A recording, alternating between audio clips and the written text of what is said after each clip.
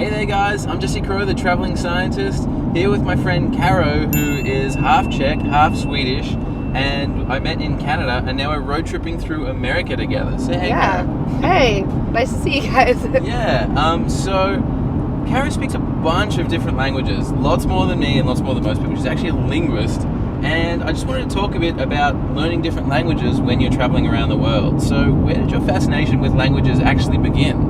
So my fascination with languages, I think, began already when I was really young, because my dad speaks Czech and my mom speaks Swedish. So I grew up already looking at each parent and speaking a different language. And then we all spoke English in the household, so it was kind of a mix. I was very aware that different languages existed. And then I also went to international schools and met people from all over the world. And I just realized how cool it is that everyone can communicate in so many different ways. And how many different languages would you say you can actually speak?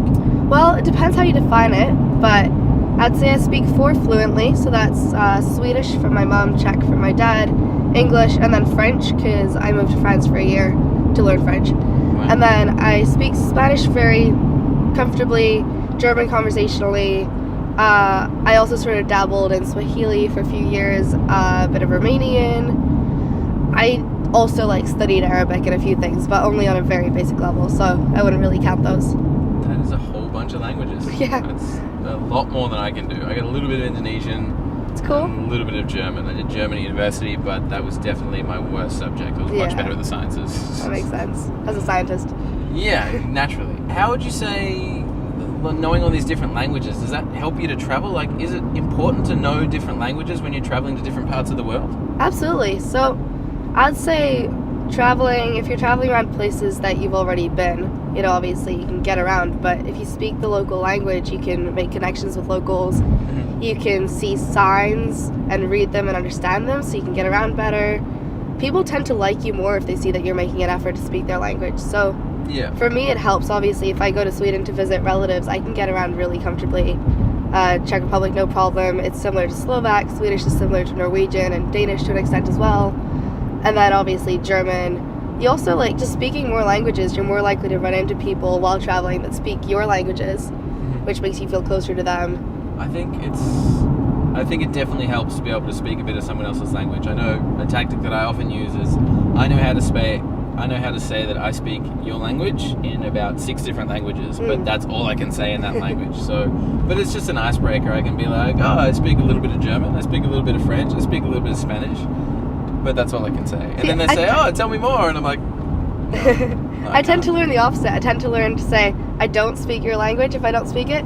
So in Portuguese I can say, eu não falo português, which isn't great pronunciation, don't judge me on that. But yeah, I can say in quite a few languages, I don't speak your language, but also thank you and hi and how are you doing, and those are pretty nice to do. It makes people happy. Yeah, I can imagine. And so if someone was planning to travel to a new country that spoke a different language, what would be your recommendation? What's the best thing you can do to prepare yourself to traveling to a new country, language-wise?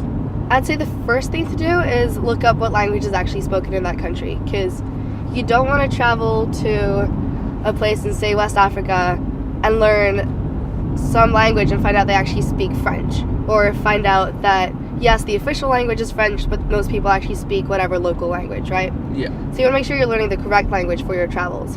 Then in terms of actually learning, there are loads of ways to learn a language. A lot of it will depend on your personal strengths and your ways of learning. Mm-hmm. So if you're a very visual learner, you can use maybe Quizlet, use flashcards, write down the words, look at them, try to repeat them to yourself.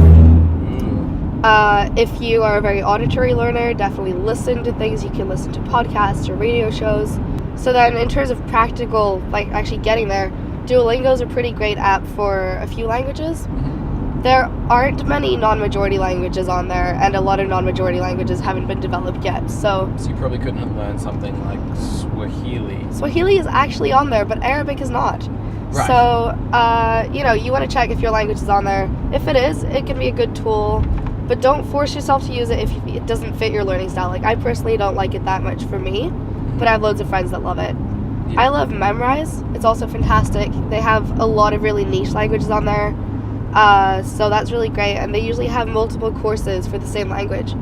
So one will teach you just basic vocab, whereas others will teach you how to actually build sentences and whatever. So you can see what level you actually want to reach. Say you're traveling for 3 days, learn phrasebook phrases. Otherwise, learn like loads, you know? Right. Okay. Now that sounds like some really good advice there.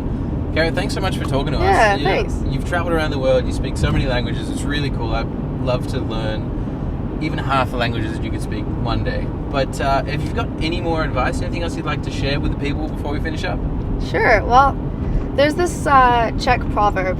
It basically goes, the more languages you speak, the more people you are, or the more times you are a person. And it, relates to the idea that a language carries so much of its culture, the knowledge of the speakers, and also that a language can allow you to express yourself in a way that you didn't know before. So, go out there, travel, learn languages, and find out who you can be, Exactly. It's pretty great. It's almost like learning a language is like using a key to really unlock a whole another culture. And there's so many places around the world you can go, so many different languages are spoken. But we're all human, right?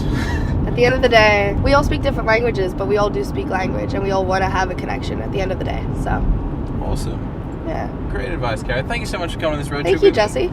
And thanks so much for watching, guys. I really hope you learned something today. If you did, click the like button down below, and let me know what you think about different tactics of learning languages and how it's helped you in your travels in the comment section down below.